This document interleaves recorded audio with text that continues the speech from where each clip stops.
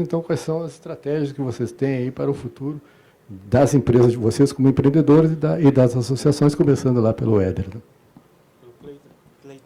Desculpa, pelo Cleito. As estratégias que tanto vão servir para mim como para os demais, eu acredito, é você agregar valor no teu produto, né? E hoje em dia a gente não fala mais só de internet, nós temos que agregar outras coisas, tipo segurança, aplicativos, SVA, né? Streaming, para poder fidelizar o cliente e continuar crescendo, tá?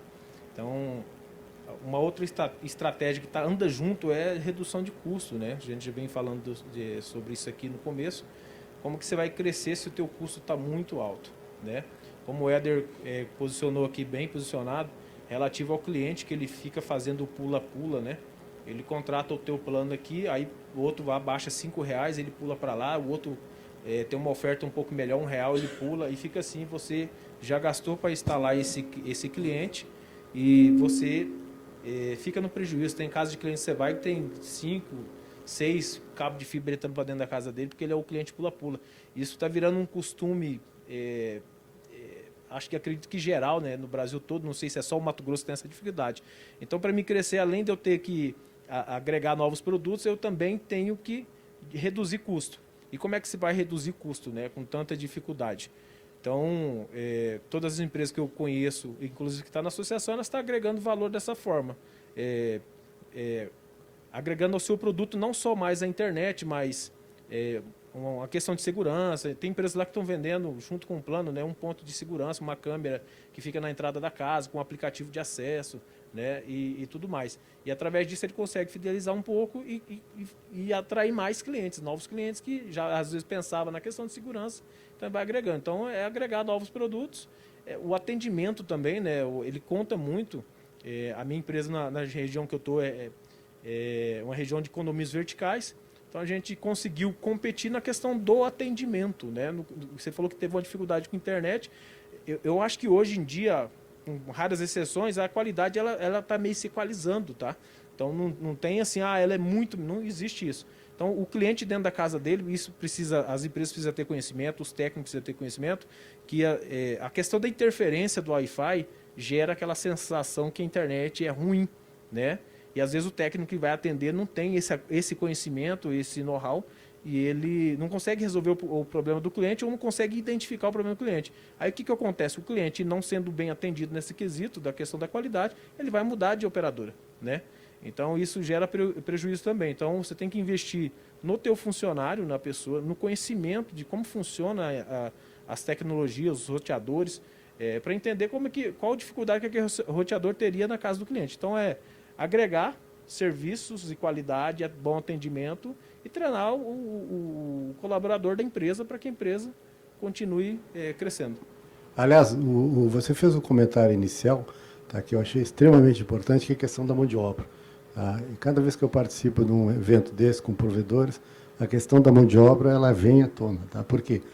Repara, nós temos hoje um sistema S, né, Senac, Sebrae, tá, que é milionário, tá certo? Recebe aí uma dinheirama dos nossos impostos, né?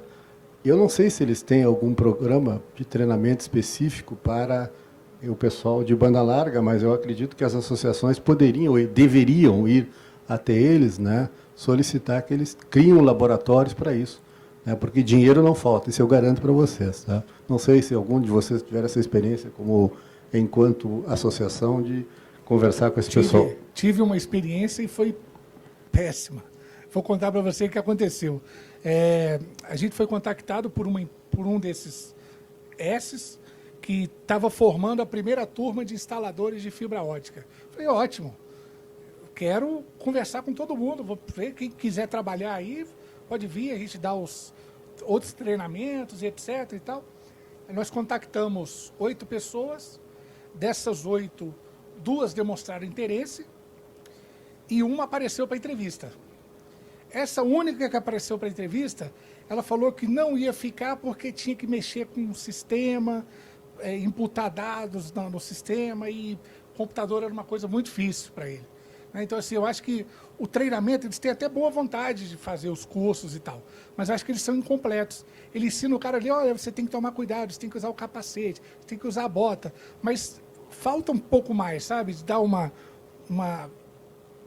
polida melhor nessa turma. Sabe? Eles acham que tem que formar brutamontes para subir em poste e carregar a escada. E não é, hoje em dia o cara tem que subir no poste, carregar a escada, abrir o celular, inserir uma nota, tirar uma foto, né? E foi essa experiência que eu tive aí. E que se melhorasse seria melhor para todo mundo, claro, né? Bacana. O que nós entendemos, né? Nós sempre tentamos fazer a leitura do momento em que a gente está e onde vai chegar. E é claro que ninguém tem a resposta assertiva sobre isso, né? Até porque se tivesse, né? ninguém tem essa resposta.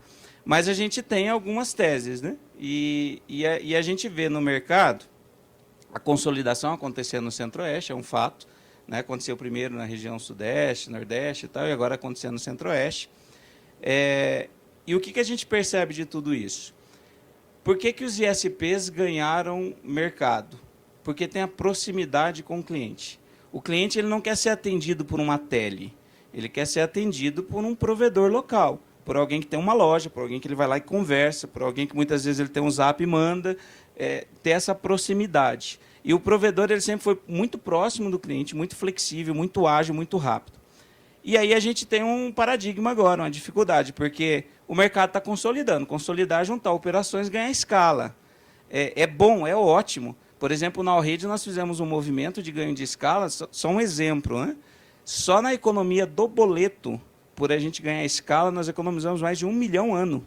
Só no boleto, só na negociação da tarifa do boleto. E olha que algumas operações já tinham tarifas interessantes de boleto, porque já eram operações significativas.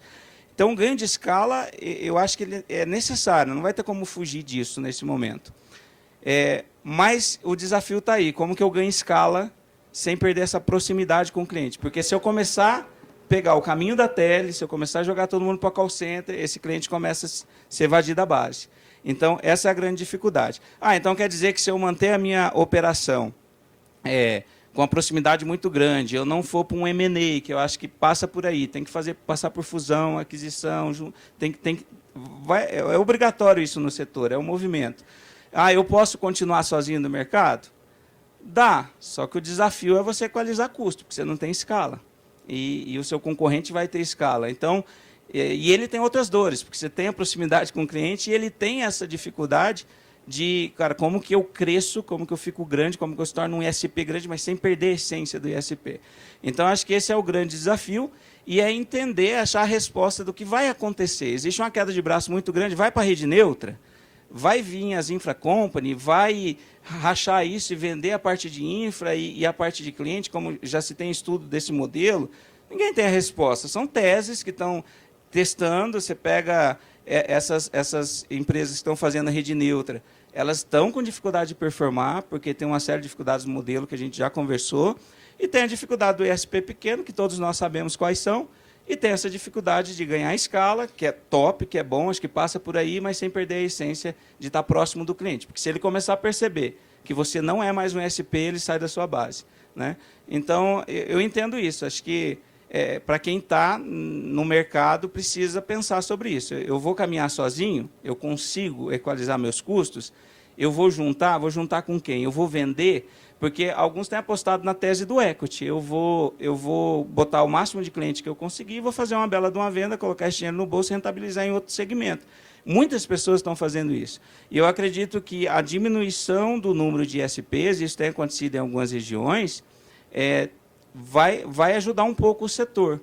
Porque daqui a pouco talvez a precificação, a maneira de tocar isso, talvez vai ficar um pouco mais racional. E não essa coisa desenfreada de querer pegar cliente a qualquer custo, sendo que talvez a sua conta nem está fechando.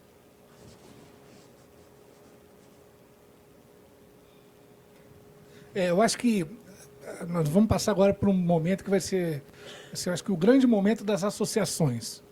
Né? Nós vamos chegar num momento agora que as associações elas vão representar efetivamente os provedores em todas as áreas. Na área de treinamento de pessoal, como já acontece, muitas associações fornecem treinamento para os funcionários, treinamento da parte administrativa, operacional, NR de regras de segurança. Fazer a parte de aconselhamento jurídico também, fiscal, coisa que também acontece já hoje, né? E está acontecendo cada vez mais. A gente vê algumas associações aí que já têm departamentos específicos de contabilidade para assessorar a contabilidade dos provedores. A parte de segurança também, a gente vê que muitas associações já estão entrando nessa parte de segurança, garantindo soluções de anti-DDoS para provedor associado, né? É claro que todos têm um viés comercial. Assim, olha, você usa, mas se você precisar de muito, você tem que comprar do fornecedor. É interessante para o fornecedor, porque ele se apresenta para você, mostra que é capaz de te atender, e se você precisar, você vai acabar comprando dele, porque você já está ligado a ele ali. Então, acho que é um momento das associações assumirem mesmo esse papel de entrar com tudo nos provedores, para reduzir custo, para ajudar na formação de pessoal, para ajudar juridicamente, em todos os sentidos. E principalmente no relacionamento com o governo. Né? Essa questão de tentar flexibilizar melhor essa construção de infraestrutura, né? Ao invés de ir 10 empresas diferentes ir lá na Secretaria de Desenvolvimento Urbano apresentar 10 projetos, cria-se, por exemplo, não sei o nome que se daria isso aí, mas me fugiu a palavra aqui, desculpa. Depois da Covid, eu tenho esse problema de, às vezes, uma palavra me foge. Mas seria assim, criar um mecanismo para acelerar isso, né? Para que os associados possam ter uma comunicação mais rápida, mais efetiva com esses órgãos, e a gente expandir essas redes de forma mais barata e mais rápida. Porque é melhor para todo mundo, é melhor para o usuário, é melhor para a empresa, é melhor para o governo, fica tudo documentado, todo mundo sabe tudo o que está acontecendo, né? Transparência, eu acho que é fundamental nesse ponto aí. Muito bom. Nós temos ainda alguns minutos. Gostaria de saber se alguém da plateia tem alguma pergunta aqui para os nossos convidados.